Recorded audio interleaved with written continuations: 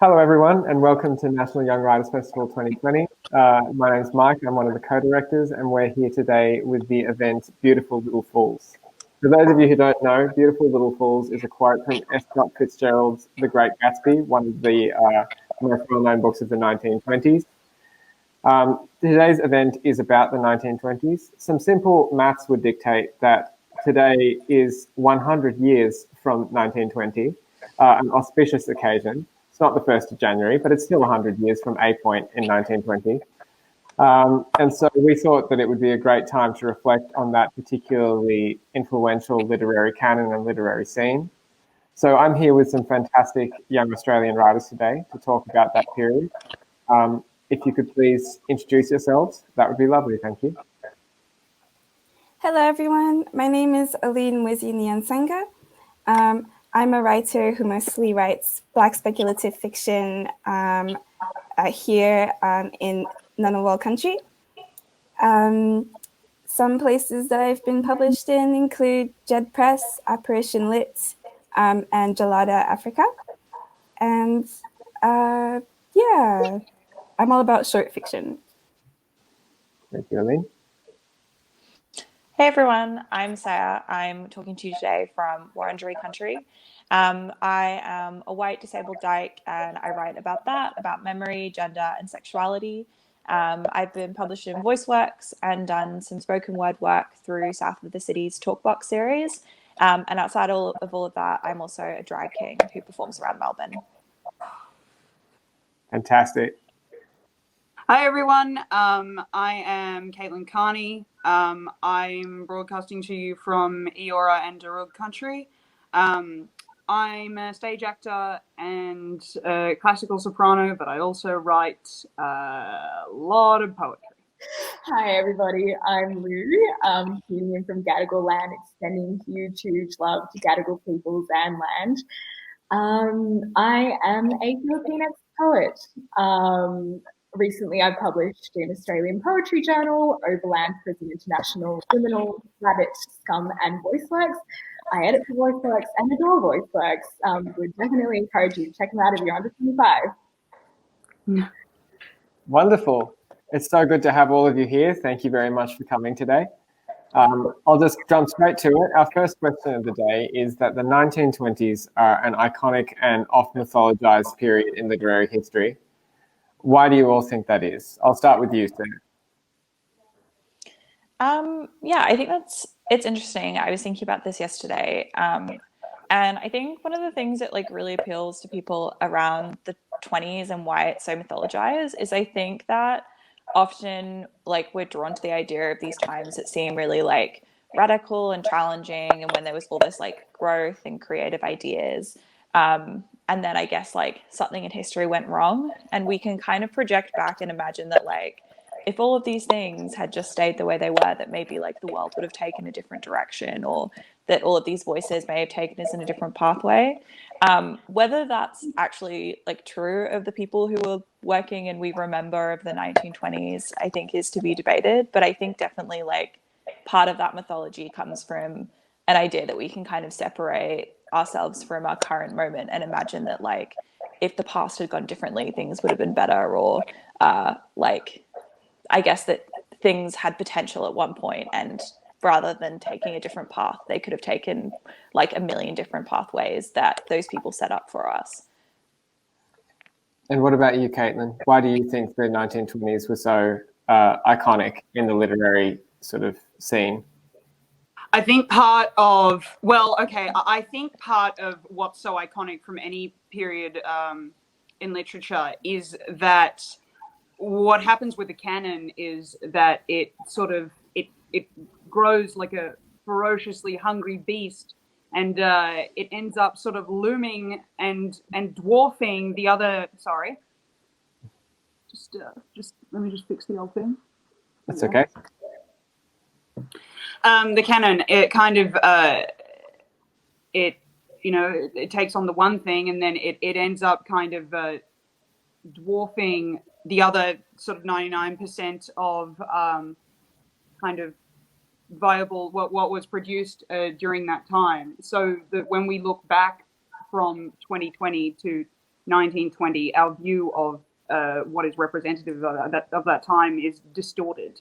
The Great Gatsby wasn't a bestseller straight away, but now when you think of the 1920s, you immediately think of those large parties, for example, and so a microcosm of that kind of distortion of what is representative of the time is what is representative of a story.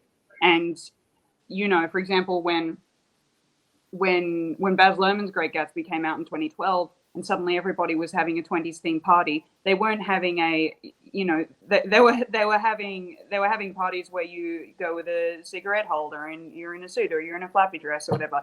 They weren't kind of going to something that was emblematic of the tragedy of that story. So it's kind of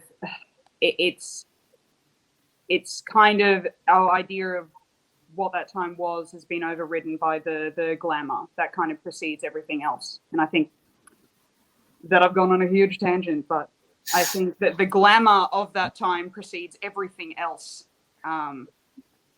Yes, that is part of sort of why it's, as you put it, oft mythologized. And what about yourself, Aline? Why do you think it has such an aura about it? I think that there's definitely this spirit of change and revolution and sort of letting go of old traditions that's associated with the 1920s. And it might be, what's it called, a time that maybe a lot of young people relates to, just because amidst all of the like partying and just flamboyant things happening and sort of this almost like uni experience happening in with young people sort of like breaking like old traditions. There's something that's like that young people can relate to in the sense that, I don't know, like this sort of, it's like a weird feeling. Okay, like I would describe it as like enjoying oneself, but also feeling really empty inside. Yes. It's like hedonism for the sake of it kind of thing, I guess. Yeah, especially since it came off of the back of World War I, where really terrible things happened, and people during that time were just trying to forget it all. But there was this undercut of like real tragedy and sadness among all of these new exciting things that were happening. Yeah, definitely. And if I can just show you as well before we move on, Lou, why do you think it's such a literary myth? Yeah, absolutely. I mean, I think more broadly, I'm interested in what the 20s kind of signify in a broader kind of cultural aesthetic. It's funny that kind of like, there's this really, really kind of like wonderful phenomenon of the Harlem Renaissance, which is fantastic and precipitates so many things in art. But then also you have this festival of whiteness, which is really about spectacle and opulence, where you kind of get, cultural hermetic of, the kind of white men having, really, really fantastic times in the wake of, massive pan-generational forces. And I think that intersection is just really fascinating in itself.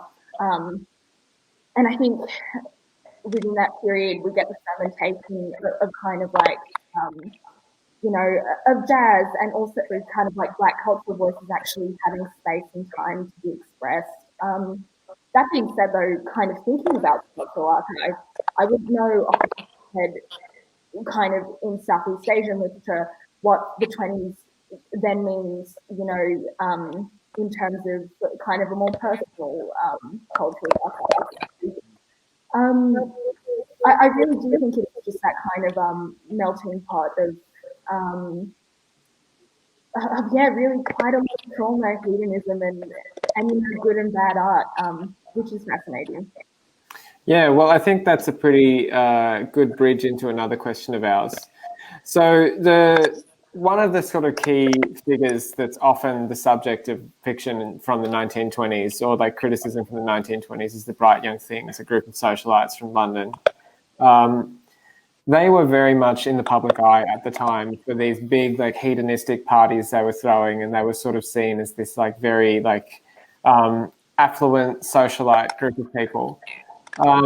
To what extent do you think that sort of spirit of hedonism still exists today? Like, to what extent is it representative of the literary scene? Like, is it representative of a subset and not a whole?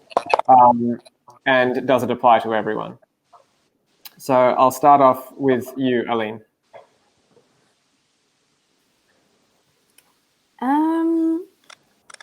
I wouldn't, apply the Bright Young Things to the literary scene as such. Maybe in The Great Gatsby, you sort of got a sense of a Bright Young Things-esque group of people that sort of showed you sort of a part of that spectacle. But maybe I would compare them to almost like reality show celebrities almost. I read this article that was talking about how the press would follow these people around and sort of talk about how one was so drunk that they basically caught their death or something like that. So I think that kind of culture of following like really outrageous rich people has sort of continued on in the media today. Yeah. Yes, and you were saying, Caitlin, that the 1920s, like a lot of literary periods, is one where a very small section of that literary scene has become the representative of the whole to the exclusion of most other writers. Can you elaborate on that at all? Or do you feel like it's a similar thing at the moment in the way the literary scene operates? First, let me say, Aline, the what you just said about sort of the lifestyles of the rich and famous coming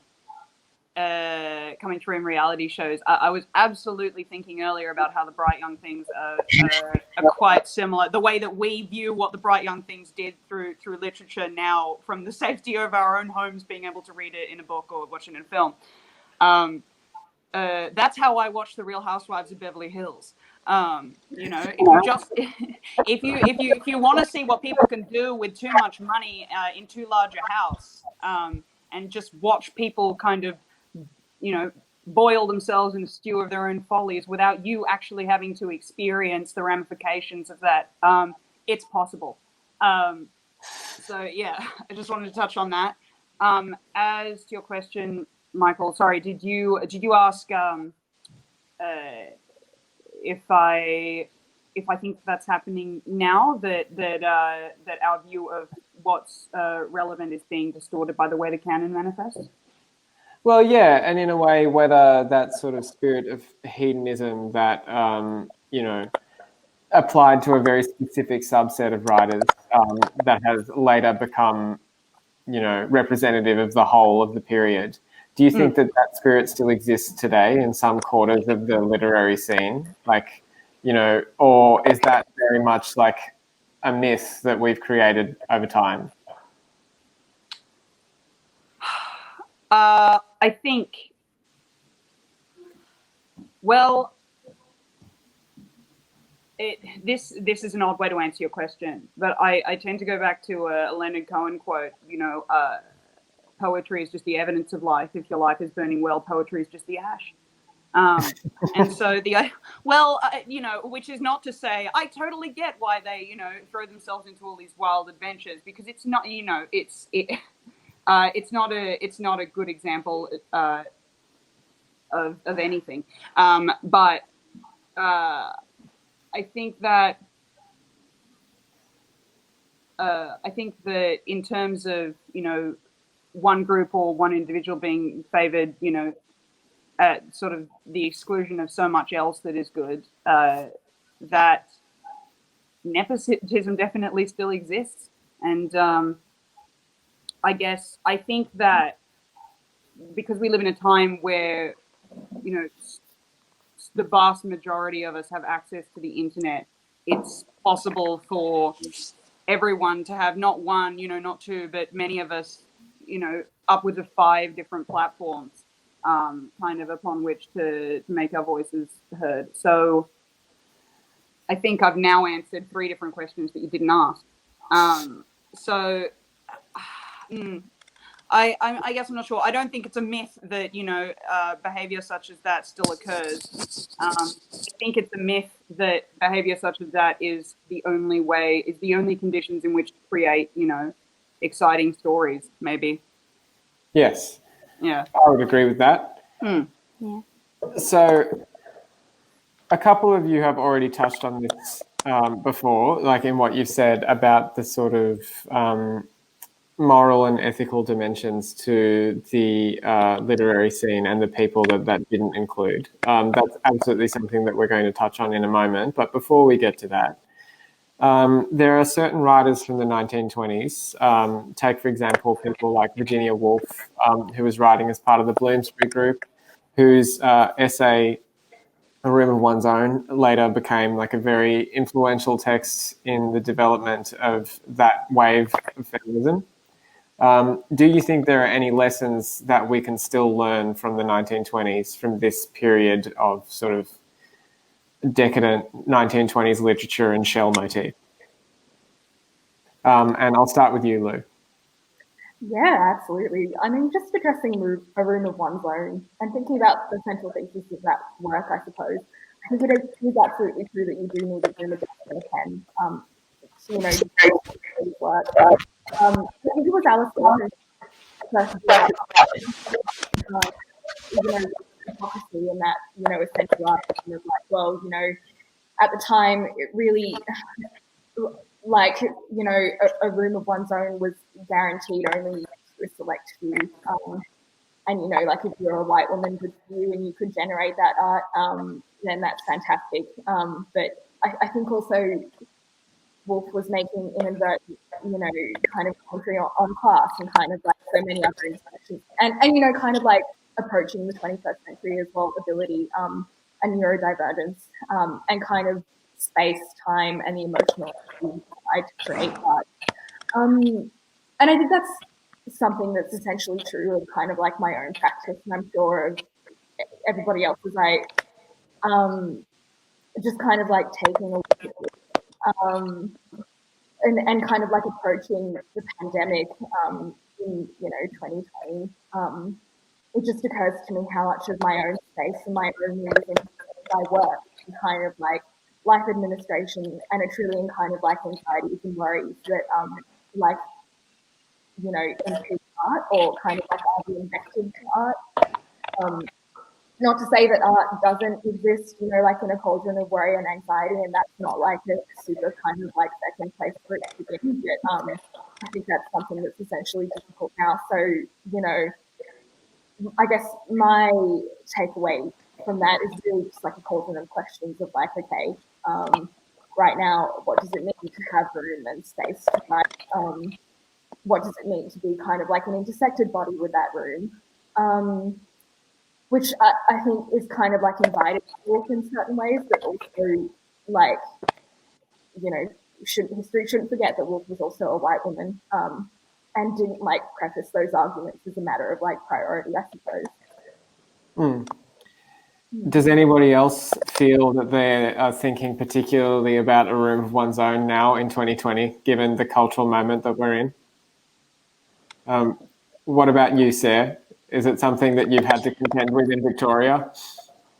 Yeah, massively, mainly just because I'm like literally stuck in one room in my home. But I think that I definitely like completely agree with you, Lou. And I was thinking about this yesterday as well around, I guess how the Bloomsbury Group has also been sort of constructed as this really progressive I guess, group of writers at the time, and being very, I guess, experimental and challenging a lot of those ideas that were present in, I guess, the more mainstream literary scene at the time. And I guess particularly thinking about Woolf as well, I think one of the things we can, I guess, learn from that time is to like not be afraid to take a more critical eye to the people that like may be valued and celebrated in history. Because I think as well, like as I think Lou mentioned earlier as well, like if you look at what was happening alongside that at the time of things like the Harlem Renaissance, I mean, so much of the like aesthetics and ontologies and cultures that were being produced in those spaces were also being stolen by those white writers that we now look like a lot of like white literary academics now look back on and say they were, I guess, like transgressing those boundaries for the first time. And I guess that made me think more about, although it's a little bit off topic, like, I guess who is allowed to be experimental, who is allowed to challenge those systems. And to an extent, I think like Woolf's capacity to write A Room of One's Own also came from the fact that she was this white woman in a very safe position. She was able to support herself. And I think that that is also almost as important as what the text itself says, is the fact that to an extent, the capacity for that to be written, disseminated, and like her to have some form of safety at that time is really dependent on her whiteness. And I think it's interesting to look at like the rooms of one's own that aren't like as well known as that, and to, I guess, dig deeper, especially now, and looking outside of that to be like, okay, well, where are the voices outside of that room, and where are the voices that aren't getting into the room in the first place, and why is that happening? I hope that kind of answers the question. Yeah, absolutely. If I could just throw to you as well quickly, Aline, do you think that there's anything from that period, from the sort of 1920s, as we understand it as a cultural phenomenon, that's helpful to us in the present day? Definitely. For me, the 1920s is all about the Harlem Renaissance. The Bloomsbury Group is very interesting, but I think more about how the Harlem Renaissance was sort of this time where you saw Black writers sort of writing outside the stereotype that had been forced onto them by white culture, especially with minstrel shows and all the works that sort of portrayed Black people in this really, sort of these really unflattering caricatures. And I do think that there were some transgressive works that were formed out of these circles, because you had not only Black writers, Black artists, but also publishers that just like that just collated all of these works into anthologies that were published and that were read. For example, there's this one anthology called Fire, two exclamation marks, that had all of these transgressive short stories. You had a story about a teenage Black girl who decided to become a prostitute.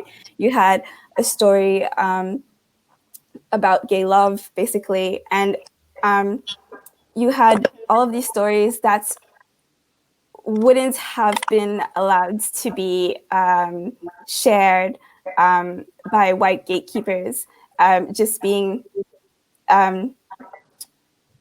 shown because there was a group of artists that took matters into their own hands and created their own spaces, their own room of their own. And it's really exciting because you see echoes of that happening today, with people of color creating their own spaces and making themselves heard, and not waiting for any gatekeeper to allow them to write to their palettes. So that's I guess the lesson that I really like from the 1920s, that you can take control of your art. Yeah, amazing. A very important lesson that I think that we all need to be mindful of all the time. If I could flip the question now in the opposite direction. The 1920s, obviously, hugely influential. People think about it in a very glamorized, mythologized way. Are there any characteristics of that period, that literary canon and that literary canon, that are best left in the past? And I'll start with you, Caitlin. I suppose the celebration of excess without also showing the realities of overindulgence. As we've touched on, celebrating the excess kind of celebrates, an upper echelon society that is really best parodied by the rest of us. But I would also leave behind prohibition. That was shown not to work. When it comes to literature, I mean, everything about what we've been saying, about kind of, telling one narrative whilst excluding, the whole rest of the iceberg that is underneath, is not only damaging, from an historical point of view, when it comes to sort of learning from our mistakes in the past, but it sort of, it just kind of cuts out. I mean, that's it really. It just kind of it means that we don't get to enjoy or learn from sort of a breadth of experiences that did take place and were real. Exactly. Do you have anything to add, Lou? I absolutely agree, Caitlin. I think for myself, it would honestly be the whiteness of it. And also, like, not so, like, very well hidden racism of people like Hemingway, and not that I know a heap of, and presumably Fitzgerald as well. I think the kind of speaking to how we interact with that archive and that history, I believe there's a really, really wonderful essay written by Hilton Als in the Paris Review, where he's kind of talking about how Toni Morrison, references people like Faulkner and Hemingway himself as well, in the generation of her work.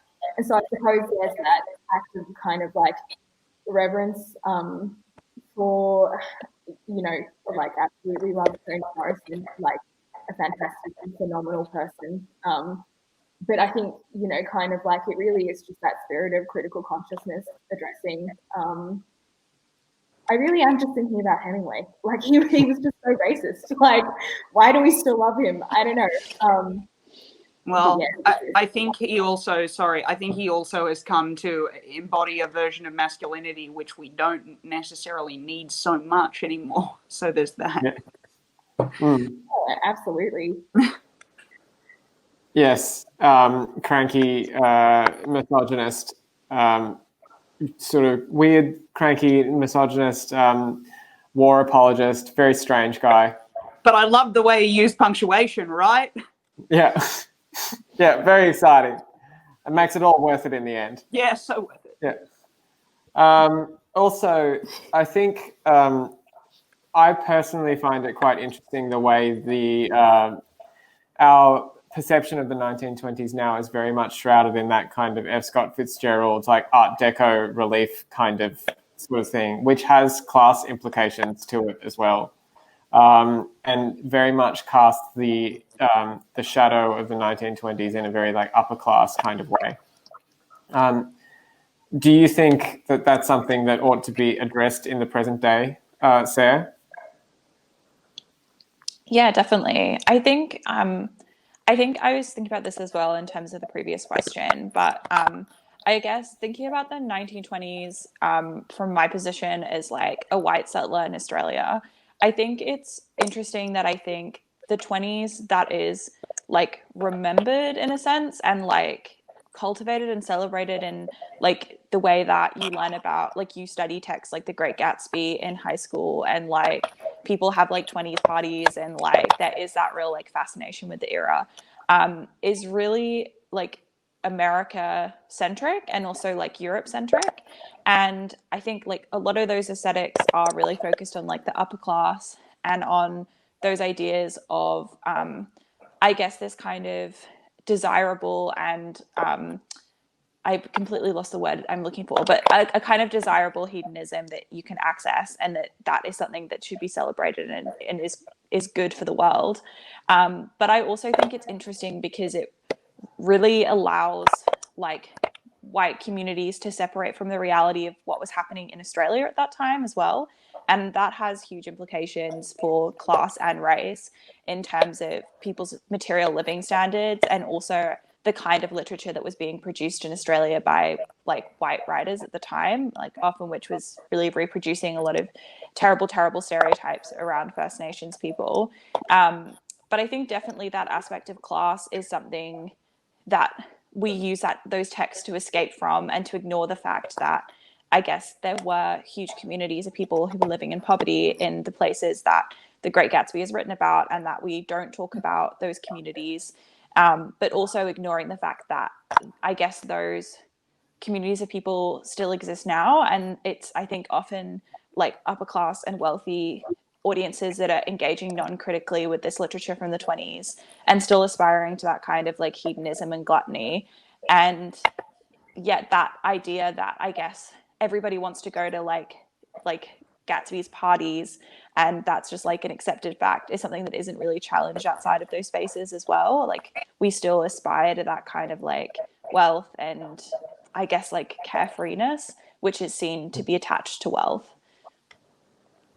Yes, absolutely. Also, as you were saying about Australia's literature at the time and how incredibly white it wasn't until the late 1920s that the first novel by an Indigenous writer was published in Australia, published by a man called David Unayapon. And even then, that publication is controversial to a degree, because David Unayapon was, to some extent, pro-reservation and pro-missions, and so was sort of afforded the platform he had by, propagating some of the ideology that oppressed Indigenous people and continues to oppress Indigenous people. So yes, Australia definitely has a lot of blood on its hands with regards to the literary scene in the 1920s. If we can just round this question out, is there anything that you think, Aline, we should leave behind from the 1920s? I would leave behind that one time the Bloomsbury Group did blackface in the Dreadnought hoax, pretending to be, what's it called? I think it was like the king of Abyssinia and their retinue, and they spoke fake Swahili or something like that. Sort of a lot of the exoticism that was still sort of prevailing in the way that white people wrote about people that weren't white. Yeah, I would leave all of that behind. Mm-hmm. Are there any things from that sort of period of history that you think that we've gotten better at addressing in the present day? Like, what areas in the sort of literary scene do you think we've improved? I'll go with you first, Lou. I'm such a pessimist. I mean, there's been, wonderful kind of like creative production, voice and space given to non-white peoples, and obviously that's been, I'd much rather be here, back in the 1920s.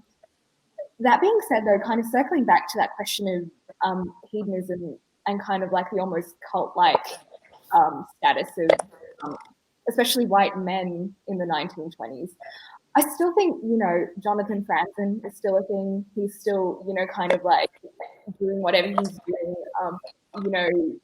fetishizing kind of like non-white women and writing, not so great literature about just kind of like women more broadly, and about these terrible, damaging stereotypes of like self-made men.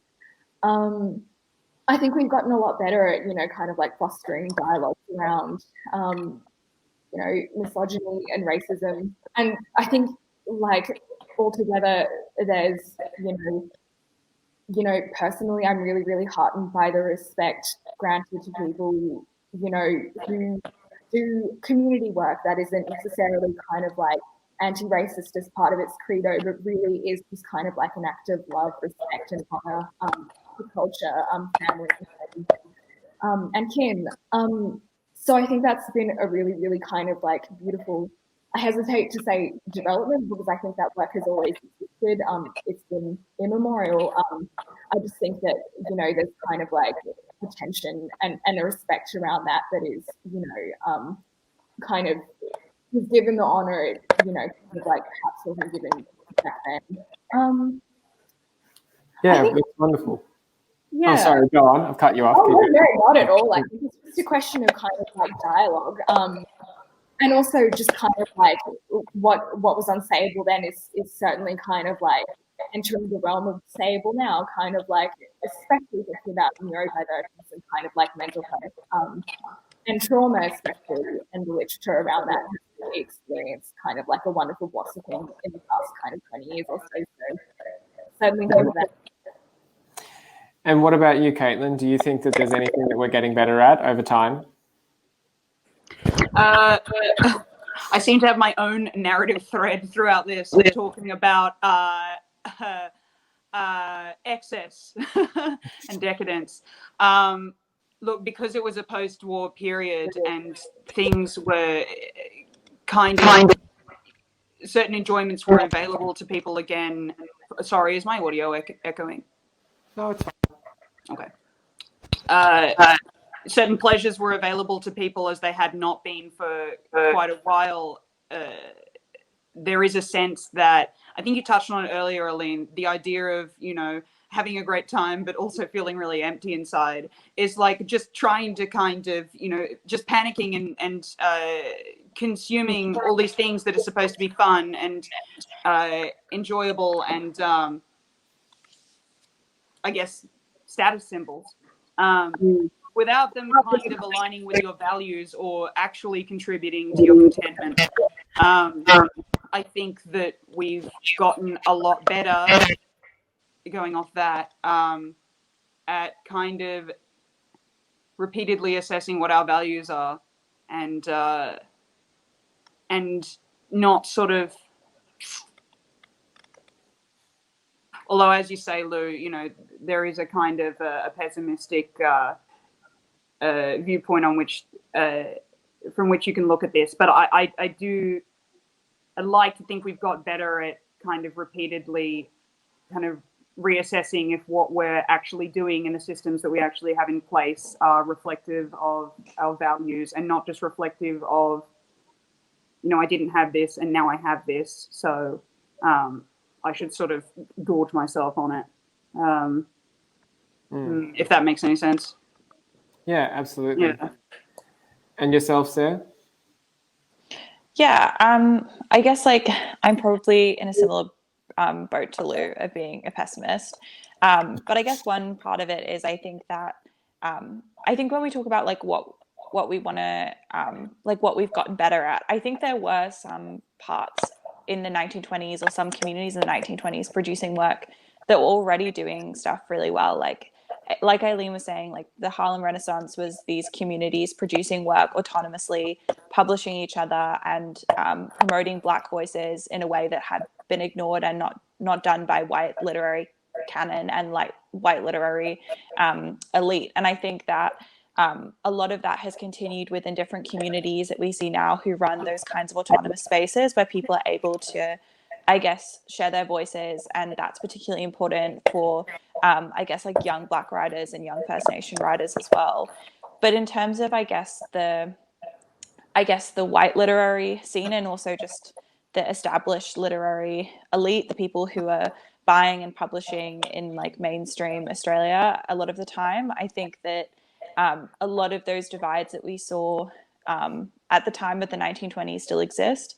And I think as well, like it related for me back to that idea of hedonism. And I think for me, like what at the core of hedonism is this idea that you can indulge and have this carefreeness because you have nothing else that is sort of holding you back from it. And I think that's something that still exists today, in that I guess the people who are allowed to just be writers and have like an idea and an image and I guess an identity that's built around their work and what they say, and if they choose to include parts of their identity within that, are those who aren't already ascribed really fixed positions and fixed voices within the literary community already. And so I think that idea of hedonism still exists. It just exists in a different form. And so in that way, I would say we still have a really long way to go in, I guess, creating a literary community that is actually, I guess, what we all are saying we want it to be. Yeah, I think that's very astute. And what do you think, Aline? Do you think that there's anything that we've gotten better at over time? I think that we have more lenses through which we can analyze and critique literature than in the 1920s. We have, let me see, a more developed feminist lens. We have a more developed racial lens. We have a more developed post-colonial lens. And because of these lenses, we can look at literature a bit more critically in that sense. And that's what I would say we've gotten better at. There are lots of carryovers from the 1920s that we have not gotten better at least in, what's it called? In works that predominantly white writers creates, there's still a lot of problematic content that is just allowed to be published. But yeah, I would just say that we have more ways to look at art and to say, oh, it might be more problematic through this lens or things like that, if that makes sense. Yeah, absolutely. I also think that there maybe has been like a slight democratization, only very slight, but slight democratization in terms of the actual publication of work. It used to be so centralized, and now because of things like the internet, we're able to publish more voices than we were able to do in the 1920s. We just have to hope and pray that most of those places survive COVID and we can keep publishing as widely as possible, I think. Well, thank you very much for participating today. This has been really lovely. We hope very much to see you all again soon. And have a wonderful evening. Thank you.